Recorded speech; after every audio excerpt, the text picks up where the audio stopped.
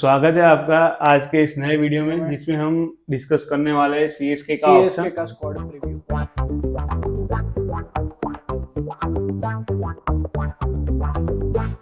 क्या लगता है हिरेन, कैसे टीम बनाई है चेन्नई के सुपर किंग्स ने इस बार आईपीएल तो में? जैसे हम स्क्वाड के एनालिसिस से स्टार्ट करें तो फर्स्ट हमारे पास था 43 समथिंग करोड़ का। हाँ, और इसमें से 43.40 करोड़ और इसमें से हमने 41 करोड़ स्पेंड किए।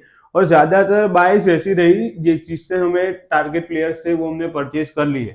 तो फिर भी थोड़ा क्रिटिकल है क्योंकि ऐसे बड़े नामों की तरफ नहीं गए जिसके साथ जो हम एक्सपेक्ट कर रहे थे। माइंडसेट टोटली चेंज था, इस बार यंगस्टर के तरफ गए चेन्नई सुपर क्योंकि हम लास्ट कितने सालों से देख रहे हैं कि पंजाब का मोस्टली स्क्वाड बहुत ज्यादा यंग है। राजस्थान में भी जैसे वैभव सूर्यवंशी एक नया ही खिलाड़ी आया, तो उस हिसाब से सीएसके ने सोचा कि इस बार हम भी ऐसा कुछ नया ट्राई कर रहे हैं।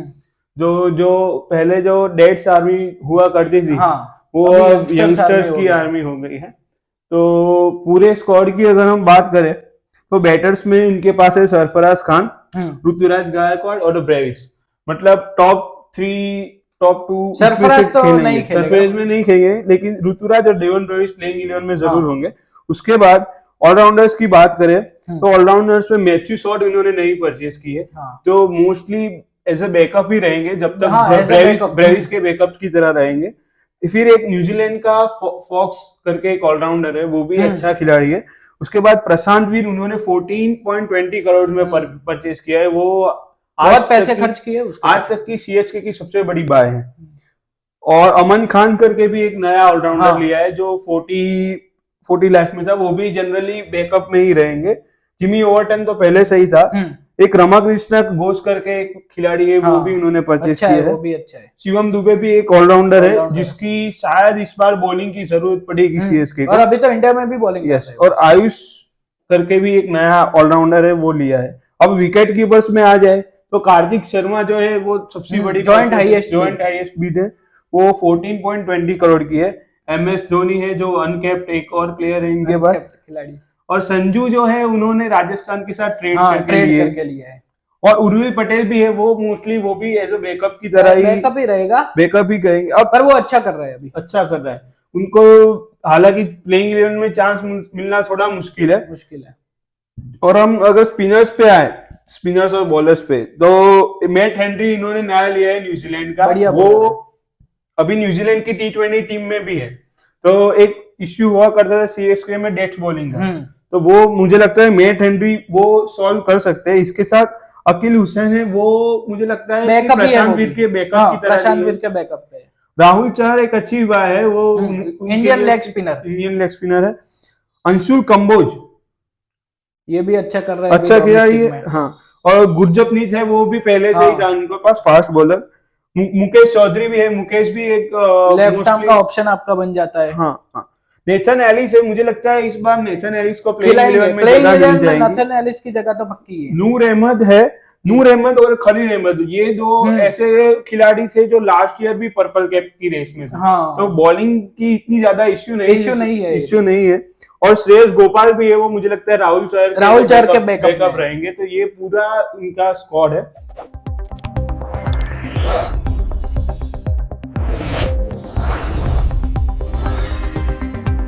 तो अभी स्क्वाड देख के आप क्या लगता है, कौन सी स्ट्रेंथ है, कौन सी वीकनेस है? अच्छा, तो हम स्ट्रेंथ की बात करें तो सबसे पहले इनका जो टॉप 5 है वो मोस्ट डिसरप्टिव टॉप 5 है पूरी, मतलब आईपीएल का। मुझे लग रहा है जैसे कि ऋतुराज के साथ आयुष मात्रे ओपन करेंगे। मुझे लोग ऐसा बोल रहे हैं कि 3 नंबर पे ऋतुराज को खेलना चाहिए, लेकिन लास्ट ईयर भी उन्होंने 3 नंबर पे खेलने में थोड़ी दिक्कत आ रही थी क्योंकि वो पावर प्ले का अच्छे से यूज कर सकते हैं। इसलिए उन्हें मुझे लगता है ओपन में ही रखना चाहिए। संजू को 1 डाउन खिलाना चाहिए। अच्छा, तो मतलब अगर ऐसा हो कि सिचुएशन के हिसाब से वो चेंज ही कर सके, लेकिन टॉप 3 यही रहेंगे। ऋतुराज, मेरे हिसाब से संजू और ऋतुराज ओपनिंग करेगा। 3 नंबर पर आयुष मात्रे। हाँ, वो भी कर सकते हैं। मतलब वो 3 ऐसे है कि वो मतलब ऊपर नीचे हो सकते हैं। 4 नंबर पे खेलेंगे डोवाल ब्रेविस, जो डिस्ट्रप्टेड, मतलब पूरा खोल के रख देंगे। स्पिन भी अच्छा खेलता है, वो स्पिन भी अच्छा खेलेगा। 5 पर शिवम दुबे। मतलब ये 5 जो है वो ऑलमोस्ट फिक्स है कि इसमें ज्यादातर कोई चेंजेस नहीं रहेगा। 6 नंबर पे मुझे लगता है कि प्रशांत वीर जो नए स्पिनर ऑलराउंडर रहे जाडेजा की रिप्लेसमेंट की तरह, रिप्लेसमेंट की तरह, तो मुझे लगता है वो 6 नंबर पे खेलेंगे। 7 पर MS धोनी होंगे, जो बेसिकली वो तो एज ए इम्पैक्ट प्लेयर ही खेलेंगे, और मुझे लगता है कि शायद वो सारी मैच ना भी खेले इस बार। 8 नंबर पर कार्तिक शर्मा है, जो बेसिकली थोड़ा और बैटिंग को यूटिलाइज करेंगे। बैटिंग में डेप्थ अच्छी है, हिटर है बहुत। हाँ, और 9 नंबर पर नूर अहमद है, वो भी हल्की फुल्की बैटिंग कर रहे हैं, जैसे राशिद खान कर सकते हैं वैसे नूर अहमद भी कर सकते हैं। तो 9 नंबर तक मतलब बैटिंग एबल है। मतलब अभी 10 नंबर पर नेथन एलिस खेलेगा मेरे हिसाब से। 11 पर हम मैट हेनरी को खिलाएंगे, और 12 इम्पैक्ट प्लेयर, अगर ऐसा है कि चेन्नई में मैच है तो राहुल चहर खेल सकता है। अगर मतलब स्पिन फ्रेंडली विकेट है तो राहुल चहर खेल सकता है, और उसके अलावा खलील अहमद खेलेगा।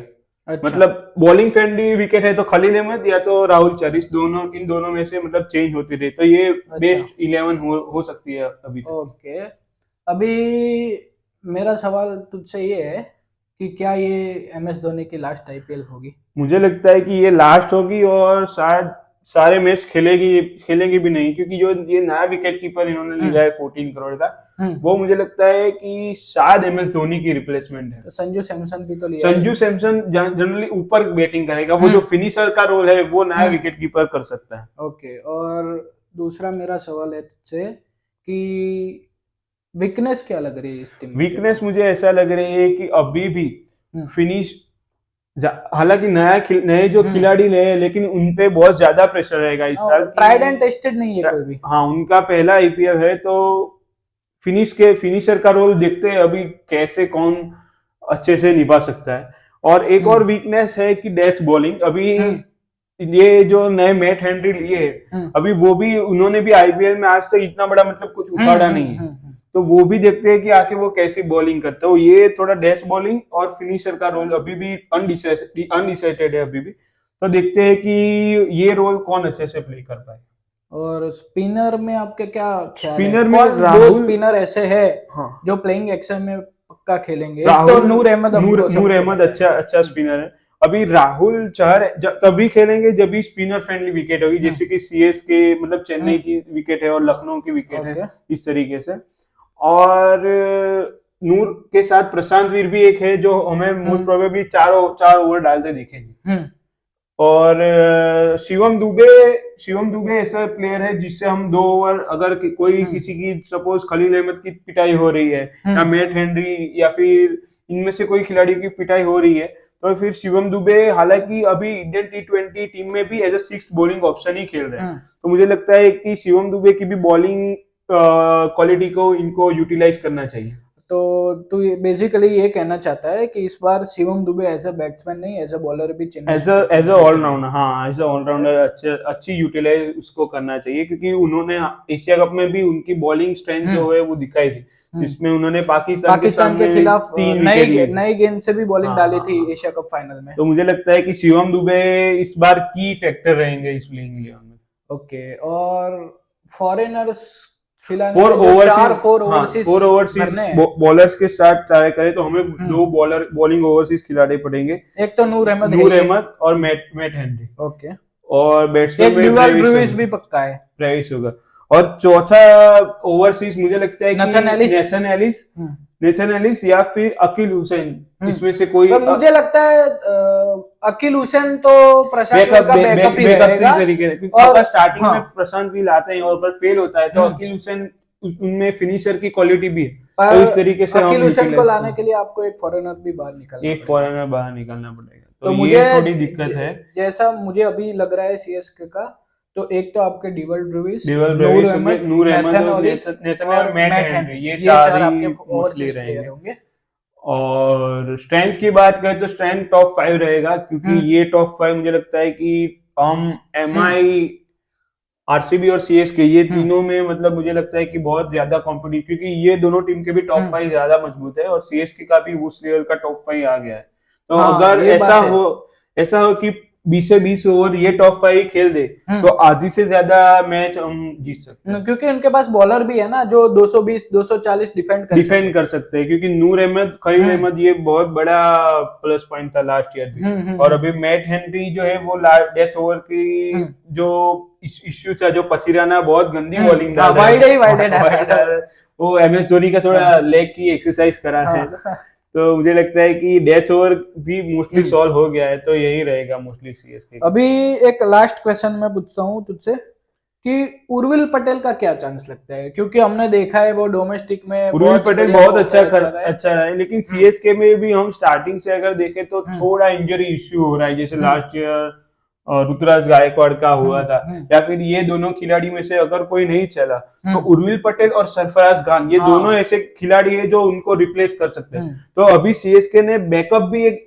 इतने मजबूत रखे हैं कि जो अभी प्लेइंग 11 में इस बार CSK के पास क्लियर माइंड है कि एक प्लेयर के पीछे उसका एग्जैक्ट वही क्वालिटी का बैकअप है, तो मुझे लगता है कि इस बार की स्ट्रॉन्ग चांसेस है कि हम टॉप 4 में आ सकते हैं। हालांकि दो जो नए खिलाड़ी है उनपे बहुत ज्यादा प्रेशर है, बहुत ज्यादा निगाहें भी उन पर ही रहेगी, क्योंकि उनके जो स्पेन रहे, मतलब हम मान लेते हैं कि 14 मैच होती है, तो हर मैच के ऑलमोस्ट 1 CR उनको पड़ेगा, तो ये हमें देखना होगा कि ये दोनों खिलाड़ी क्या करते हैं, और ये भी देखना होगा कि MS धोनी शायद पूरे मैच खेलते हैं कि नहीं खेलते। तो हालांकि तुम्हें लगता है कि इस बार क्वालिफाई हो पाएगी CSK? हाँ, CSK एक बार मुझे एक टीम में रखूंगा टॉप 4 में, जो कि है CSK, और बाकी की जो 9 टीमें हैं उन पे आगे चल के हम बात करेंगे कि कौन टॉप 5 में। अच्छा, अब मुझे एक लास्ट क्वेश्चन है कि ऑक्शन स्ट्रेटेजी, मतलब इन्होंने जो भी जिस प्लेयर के भी पीछे गए ऑलमोस्ट उनमें से 80-90% इन लोगों ने खरीदे, तो 10 में से इनको कितने नंबर देंगे आप? 10 में से मैं 9 नंबर दूंगा। हालांकि मेरे को एक लगा जब उन्होंने रवि बिश्नोई के पीछे बीट लगाई, पर वो उनको देना चाहिए था, क्योंकि राहुल चहर से अच्छा रवि बिश्नोई, और आप जा सकते थे, आपके पास बजट था, अभी भी 2 करोड़ बचे हैं, अभी भी 2 करोड़ रवि बिश्नोई। एक मेरे को छोटी सी मिस लगी, जहाँ पे एक मैं पॉइंट कट करना चाहूंगा कि आप रवि बिश्नोई और नूर अहमद जो दोनों साथ में खेले और चिपक की विकेट अच्छा हो जाए तो बहुत अच्छा हो जाता, तो ये एक मिस बाय रही मेरे हिसाब से भी 8.5-9 आउट ऑफ 10 ही रहेगा।